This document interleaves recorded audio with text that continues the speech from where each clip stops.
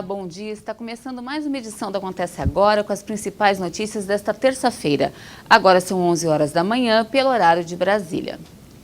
Vamos aos destaques de hoje. A Comissão Especial da Reforma da Previdência faz nesta terça a primeira reunião de trabalho. Os deputados vão analisar a proposta de calendário do relator Samuel Moreira. Ontem, o presidente Jair Bolsonaro e o ministro da Economia, Paulo Guedes, renovaram um apelo pela aprovação da reforma. O presidente e o ministro se reuniram para debater alternativas para que o Brasil volte a crescer economicamente. Uma das conclusões do encontro é que o país corre risco de quebrar se não conseguir reequilibrar as contas públicas. Para evitar esse quadro, uma das soluções seria a aprovação da reforma da Previdência enviada ao Congresso Nacional. O mundo, depois de crescer por vários anos, estimulado pelos bancos centrais, está em desaceleração, em franca desaceleração.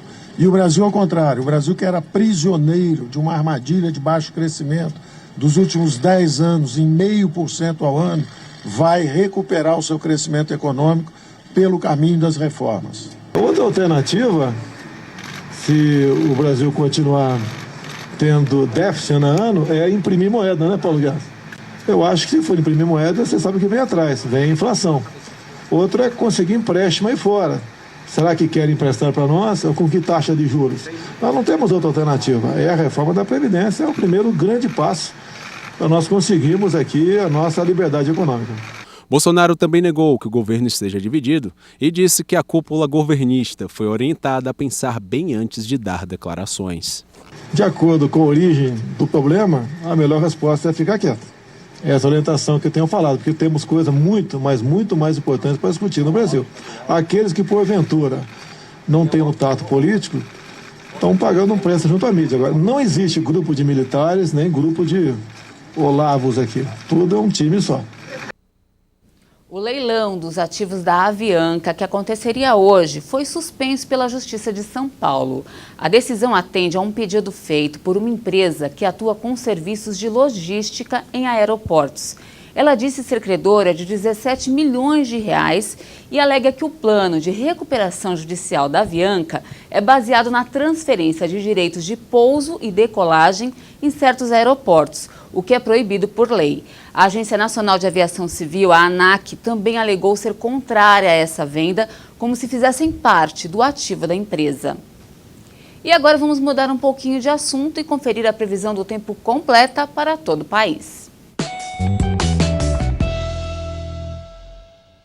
Agora vamos conferir como é que fica o tempo em todo o Brasil nesta terça-feira. Olha só, após a passagem de uma frente fria, uma massa de ar polar começa a predominar sobre áreas da região sul e parte da região sudeste do Brasil. O sol vai aparecer desde cedo sobre todo o centro-sul e leste gaúcho, incluindo a região de Porto Alegre, mas entre bastante nebulosidade. Nesses locais não tem expectativa de chuva, mas as temperaturas ficam um pouco mais baixas. Por outro lado, os ventos soprados por esse sistema vão trazer bastante instabilidade, que também estão associadas aos ventos quentes e úmidos que sopram da região norte do Brasil. Por isso o dia fica com bastante nebulosidade e há risco de chuva a qualquer hora por todas as áreas que vão do norte do estado do Rio Grande do Sul, passando por Santa Catarina e leste dos estados do Paraná e de São Paulo, incluindo a capital paulista e a região de Curitiba. A chuva mais frequente e volumosa deve acontecer por toda a faixa que vai do leste do estado do Paraná até a região do litoral sul do estado de São Paulo. Por outro lado,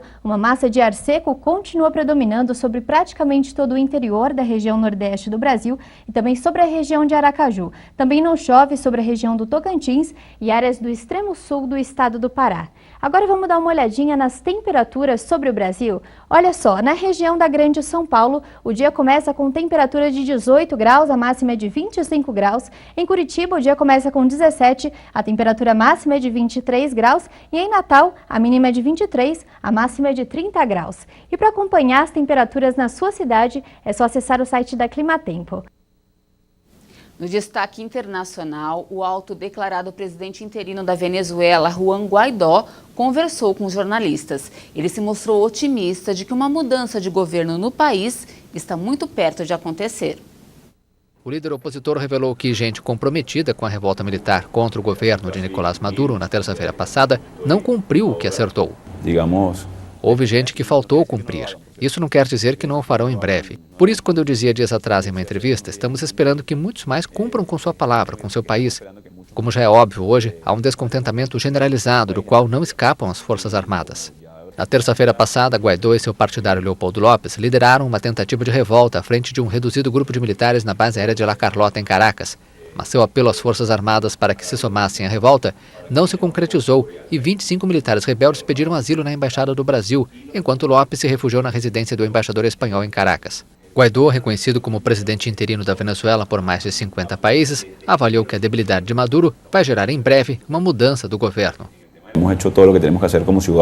Fizemos tudo o que temos para fazer como cidadãos. Hoje estamos dizendo para aqueles que ainda têm que fazer, neste caso as Forças Armadas, alguns dos funcionários públicos, que vençam o medo. Sou muito otimista. Estamos muito perto de alcançar a mudança na Venezuela. Guaidó disse que o regime está seguindo de perto a oposição e que isso não ocorre só contra ele, mas contra todos que se atrevem a enfrentar o governo de Nicolás Maduro.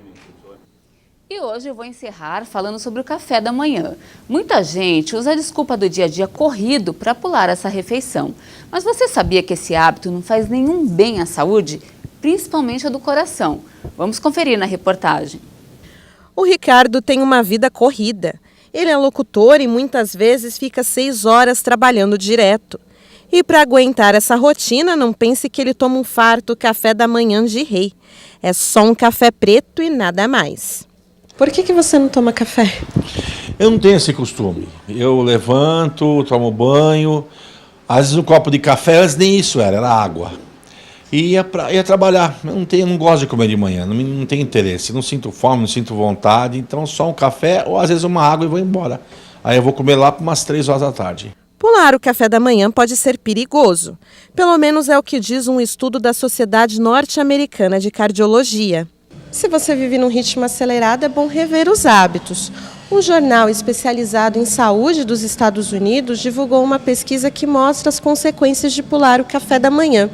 87% das pessoas que participaram desse estudo demonstraram ter maior probabilidade de desenvolver problemas do coração. Durante 6 anos, os cientistas acompanharam mais de 6.000 pessoas divididas em 2 grupos. Eles monitoraram os hábitos de cada um e viram que aqueles que não costumam tomar o café da manhã acumulam mais gordura nas artérias, o que aumenta o risco de doenças cardíacas. O que pode acontecer é que o fato de você deixar de fazer esta alimentação, esta refeição, nas próximas refeições você aumenta um pouco a absorção de gorduras, né? Porque o corpo fica muito tempo sem absorver e aí depois ele pode absorver um aumento de gordura nas próximas refeições. Carece de mais estudos, tem estudos que falam um pouquinho o oposto disso, mas é um dado importante para a gente saber que esse tipo de abordagem de muito tempo de jejum ou pular refeições, principalmente em alguns tipos de paciente, sim, pode trazer algum malefício. Mas nem todo mundo é igual ao Ricardo, locutor do início da nossa matéria, que não gosta de comer nada de manhã. Para muita gente, a desculpa é a falta de tempo. Por isso, a Tatiana, que é nutricionista, preparou uma mesa com opções saudáveis para acabar com a desculpa da correria. Uma pessoa que não tem tempo, mas que precisa tomar esse café da manhã, a gente indica um pãozinho com manteiga, um copo de leite ou um copo de suco ou uma fruta. Dá para preparar um dia antes e comendo no caminho, no trânsito, leva uma fruta, uma maçã, uma banana, o pão com manteiga ou um pão com queijo. Não é desculpa não tomar café da manhã. Eu fico por aqui, mais informações você acompanha ao longo da nossa programação. Um ótimo dia para você e até mais!